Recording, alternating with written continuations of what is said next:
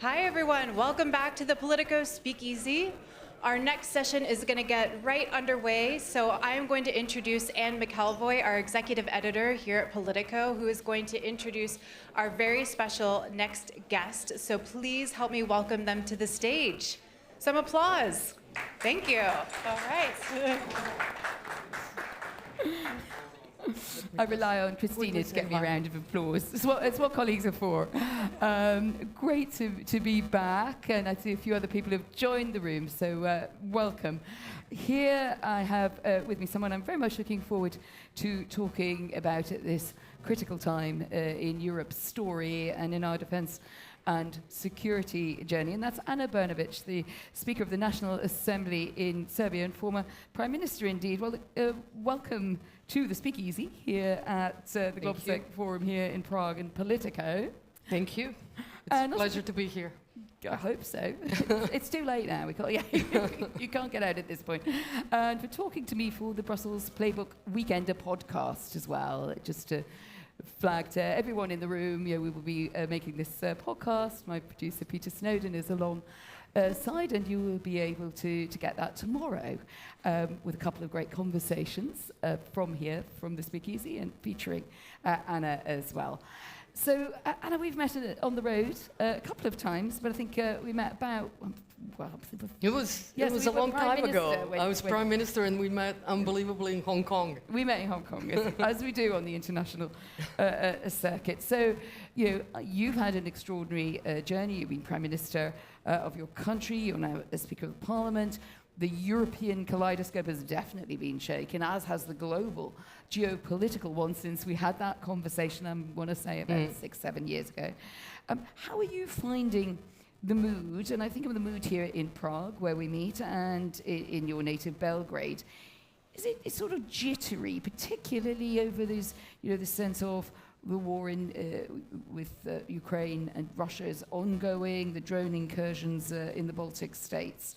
The questions over America's posture in European security. I mean, just give us a sense of the mood as you're feeling it.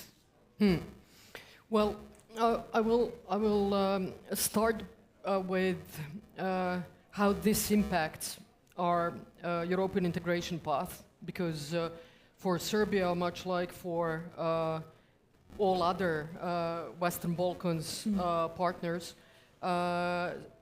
EU integration is kind of #1 strategic priority. And I think faced with all of these challenges, the EU is also changing, and the EU is changing their standpoint towards enlargement, and obviously this is becoming an increasingly hot topic. Also thinking more ambitiously about Ukraine, Moldova, also Iceland, and so in the Western Balkans, obviously including Serbia, we're looking at things from that perspective. That's kind of politically. Economically, obviously, we feel all of the economic challenges and grievances that everyone else does in Europe and across the world, unfortunately, because of other conflicts. And we try to actually use the buffers that we have accumulated over time to ease this burden on our citizens and our economy. Succeeding thus far, we have had the biggest GDP growth of all European countries in first quarter of 2026, which is 3%, which is not high, but it also tells you a little bit about the struggle of European economy in general. Well, let me unpack some of that, because you went straight towards the EU accession as a priority question for your country, and the EU has stepped up efforts to integrate Western Balkan nations, including Serbia, since the Russia full-scale invasion of Ukraine. I mean, I think that's been seen, as you put it, as a part of this kind of balancing and an attempt to come to the best possible arrangement there. But Serbia is very confusing in some ways on this, isn't it? I mean, you have a country that wants to get into the EU, as you put it at the very top of your answers. Yes. Because Anna and I always have a bit of a fight, so she's smiling at me already. But you want to get into the EU, but at the same time, President Vucic maintains close relationships with Russia which is engaged in a war of aggression against Ukraine, and he even turned up to Victory Day in Russia alongside Vladimir Putin last year. And isn't there a danger that this, the two stools, two chairs, road for Serbia just weakens any prospect of you joining the EU? Well, to be honest, it doesn't make things easier on us, which is more than obvious since we did not open any new cluster in the EU integration process since December 2021. I was still Prime Minister at the time, and I remember well that at the time when I was in Brussels, we were ready, technically ready to open 2 clusters, cluster 4, not to be too administrative, but just to explain, which is on energy and green agenda, and cluster 3, which is basically on economy and competitiveness.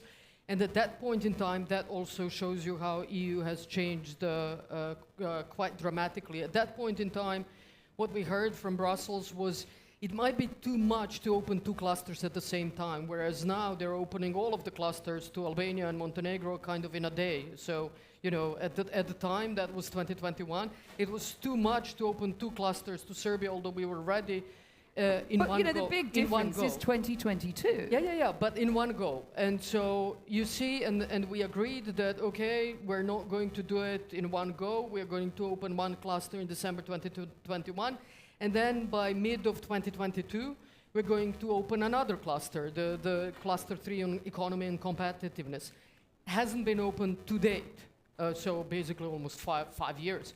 Although for 5 consecutive progress reports, the European Commission was saying that Serbia is ready and gave recommendations to all of EU member states to open this cluster. Why wasn't it open? Because we haven't aligned fully with the EU foreign and security policy. And so obviously... So hang on a minute, you're going quick first. Why not then? Why not, if the EU accession is so important to the future of your country, and as you point out, you've got you've got a lot of things on your side, and I know you're partly responsible in your former role, in finance in Serbia. But do you think that in the end, if Serbia really wants to join the EU, then it cannot at the same time be keeping these tight ties to Moscow and suggesting a kind of fraternal relationship with the Putin administration? Well, firstly, I wouldn't say these are really fraternal relationships, and I think that the tight ties are kind of perception and the narrative that I think does not actually shows that clear of a picture. We sure have the President Alexander Vučić has a communication with President Putin, but I would argue that some other EU leaders even have some communication with Putin or Putin's administration, which but in my not view many is of them turn up to Russia Victory Day. Not many, but some do, even today, or even this year. I'm struggling to think. Robert Fico did this year for the Victory Day, the Prime Minister of Slovakia. But indeed, Vučić, they are the countries most aligned with Russia. EU member state. But Alexander Vučić was there on the 80th anniversary, so a big anniversary, to commemorate what has happened 80 years ago. He wasn't in Moscow on the victory parade this year. But having said that, I would also like to say 2 things. Firstly, that Serbia has aligned 100% in values. What we have said clearly is that what has happened is a clear act of aggression. What has happened is also a clear breach of international law. We have voted alongside our EU partners in the UN General Assembly to condemn the act of aggression. We have voted to expel Russia Federation from Human Rights Council. So in terms of values, we have 100% aligned. The only thing we did not do is that we did not introduce sanctions to Russian Federation.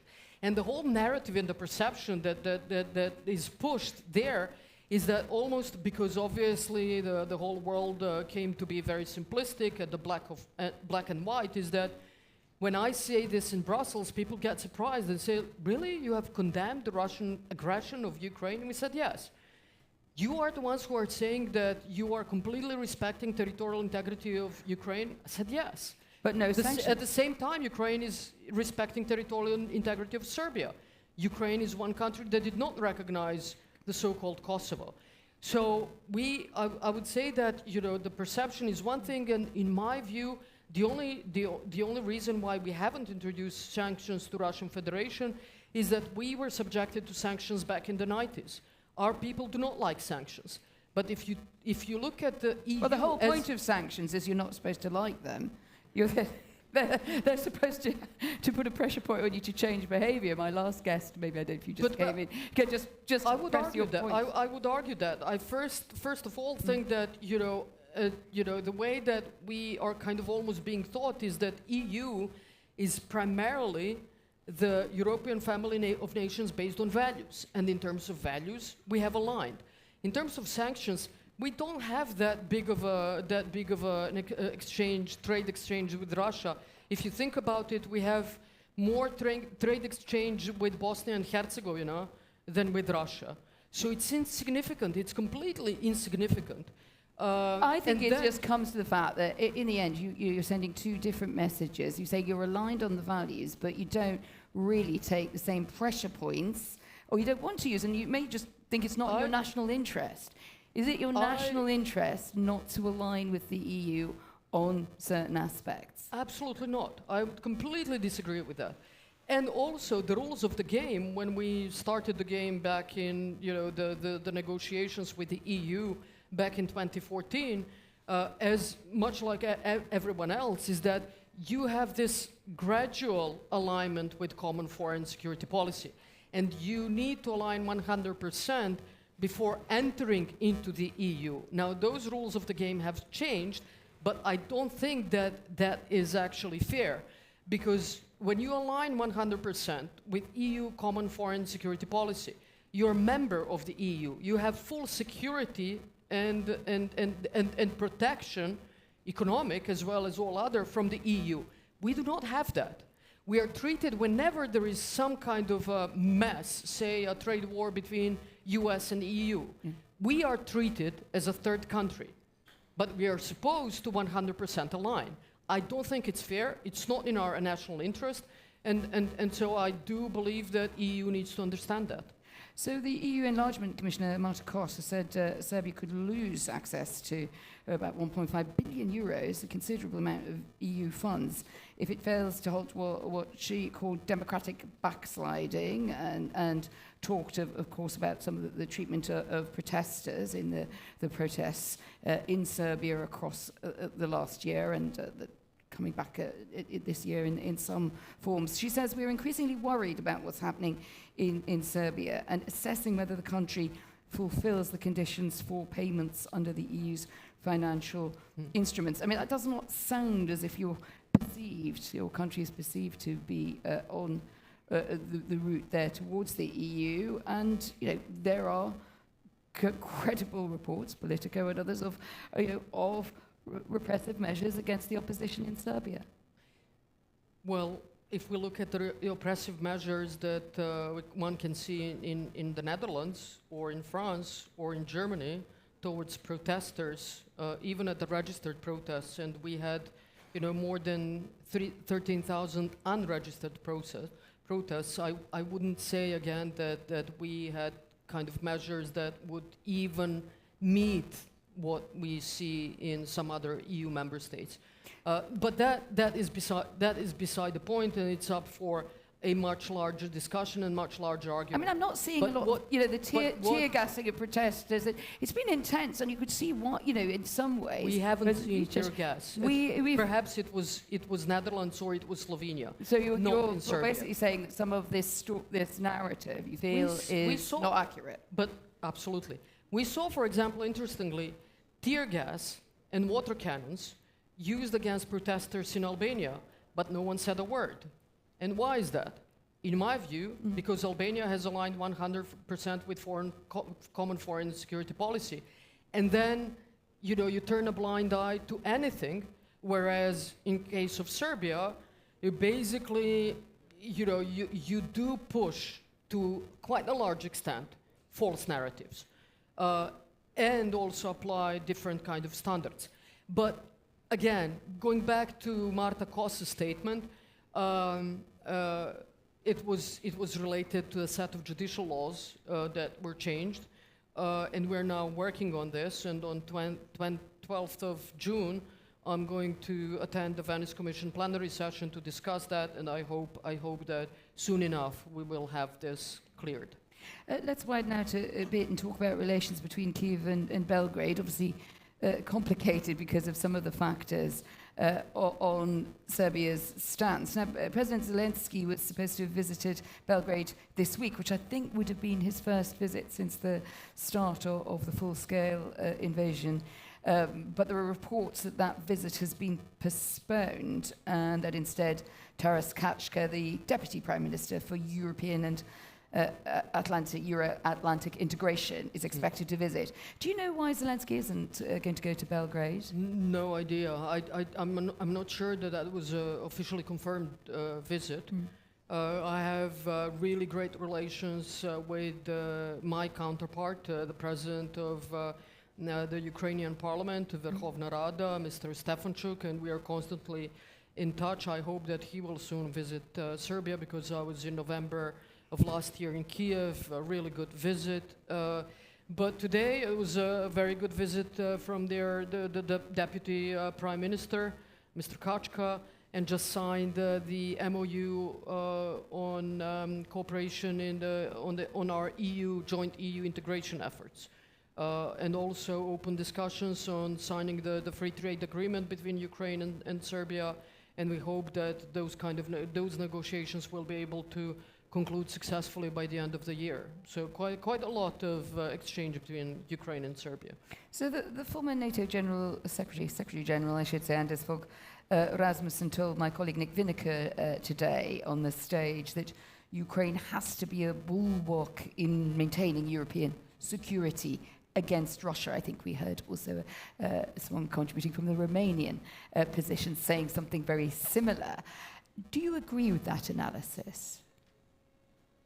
Well, again, I can't comment as someone who's not an EU member state nor a NATO member state, but I do hope for peace, to be perfectly honest. I think that we all need peace, and we all need to, if I may say, be a little bit more pragmatic, because at the end of the day, you know, what kind of world we will leave to generations that follow us. I think that we have for one reason or the other become, as I said, very simplistic, and everything is black and white, and the compromise has become the word which portrays weakness rather than responsibility.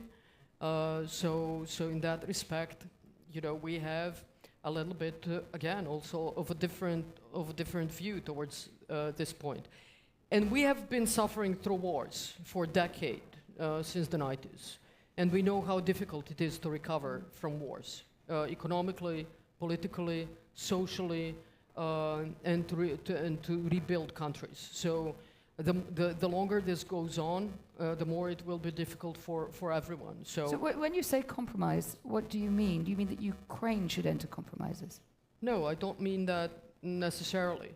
I think that, you know, dialogue is needed, you know, and I think that, you know, once you have a dialogue, you know, you definitely have at the end of the day, that dialogue, some kind of an agreement. You know, how this agreement looks like, I don't know. But again, I would say that Serbia was one of the rare countries that has always, under all of the conditions, no matter how difficult it was, has stood beside and behind the concepts of the international law and full compliance without exception of the rules of the international law and UN Charter. You know, Serbia was the first country, many of you probably don't know, I think Serbia was the first country to come out and say that we will never recognize the results of the referendum in the 4 occupied territories in Ukraine. But we have experienced similar things with Kosovo and Metohija. Yeah, but you had, as I say, there was also a certain Serbian self-interest in that, wasn't there? Because you've had such a fractured history from the 90s, and you've had places and territories that wanted to break away, but some of them also wanted to compare that kind of self-determination with the use of the referendums in the occupied territories by Russia. That's also a bit dubious, isn't it? I don't think so, because when you start interpreting the rules of the international law and the UN Charter, then there is no more international law and the UN Charter. And that is the world that we are living in today. But It's basically, we have basically... We do interpret it, though. It is But legally I disagree. constrained. I think if you listen carefully to President Zelensky of Ukraine, he always keeps repeating that number one principle, the most important principle of the international law is the sanctity of territorial integrity of internationally recognized countries. Once you start debating that, then you're opening Pandora's box. And we have opened Pandora's box. In my view, we have opened, the world has opened it in case of Serbia. Now, year after year, decade after decade, that Pandora's box is actually causing different troubles across the world, which actually led us to live in the world which resembles much more the 19th century rather than 21st century. So we are actually going backwards in history and in terms of peace and stability in the world. I would just say, because I didn't know you then, but I covered the fall of Yugoslavia and some of the conflicts, that the Pandora's box might have also been the construct of Yugoslavia and the way that fell apart. And I think we possibly don't entirely agree on the role of everyone involved in that. But here we are, as you point out, it's a different situation in Serbia, many other differing and some challenges that go back to the immediate post-Cold War period and some that perhaps we would not have expected when we met a few years ago. Just before we close, something that I don't know how many people in this audience know this about you, but I do. You are the world's greatest Depeche Mode fan. And yes. Is this still the case? I know that's a bit of a hard turn from what we were just talking about. But this was actually one of those funny things of when you get to know someone and then you realise, there's a lot of conversation, in particular I thought on those last points about self-determination. I think, there are many challenges for another interview to put But to to be you. honest... But one thing I was fascinated by is you were educated partly at a very high level in the UK as an economist, where you once told me that you just basically fell in love with Depeche Mode. So I thought we should let you just tell us why. I love them. I don't know, since I was very young. But more recently, I went back to Cranberries. Oh, you like the Cranberries? Yes. Oh. So, but it's like, I feel kind of embarrassed because I feel like I'm 120 years old right now, but which is also okay. Favorite Cranberries track? We might as well do Desert Linger. Island. Linger, absolutely. Linger. Yeah, absolutely. Yeah, did we all like that one? Yeah. Who's also 120 years old. I think you were just winning the audience over on your Cranberries. Okay, great. At least, if not Serbian politics, then at least my choice of songs. I get some benefit in the end of this interview. You did. I do get some break. Harsh but fair, but we can agree on Depeche Mode. My producer Peter Snowden had 3 suggestions for you from Depeche Mode. Favourite song titles: It's No Good, Never Let Me Down Again, or Enjoy the Silence. Right now, enjoy the silence. Anna Brnabić. Thank you very much indeed. And you are as tough as I remember. See you again in a few years for the kind of Wimbledon of international defence and security. But thank you very much, everyone. Thank you. Keep enjoying the day. Bye. Oh, sorry.